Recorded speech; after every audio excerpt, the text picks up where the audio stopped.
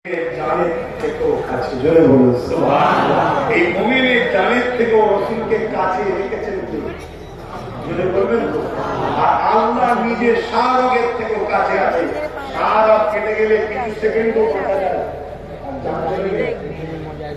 আল্লাহ নিজে চাইছেন আমার বন্ধুকে তোদের আরো কাছে করে দিয়েছি। কেন?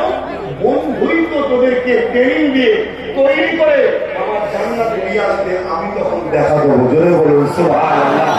দুনিয়ার সামান্য একটা পথ পেলে যদি মানুষকে ধরা মুশকিল হয়ে যায়, কি বাঁচে না নাই? হ্যাঁ, আর আমার আল্লাহ আমরা জানি 99টা, কোন কোন মুহাদ্দিস মুফাসসিররা বলেছে 3000-এর পদের মালিক এবং খোদ মালিক তিনি। তিনিও শুধু দেখা করতে যাবে, কি স্টাইলে যেতে হবে, কি রকম পবিত্র হতে হবে, কি কথা বলতে হবে, কিভাবে সালাম কালাম হবে, এইসব ট্রেনিং গুলো শেখার দরকার আছে না? এই ট্রেনিংটা দিবার জন্যই তো মুহাম্মদ রাসূলকে আল্লাহ পাঠিয়েছে। তাই আমাদের উচিত মুহাম্মদ রাসূলের কদমে জানকে কুরবান করা। মুহাম্মদ রাসূল তাদেরকে জান্নাতে নিয়ে যেয়ে আল্লাহ দিদারটা করাবে। জোরে বলুন সুবহানাল্লাহ।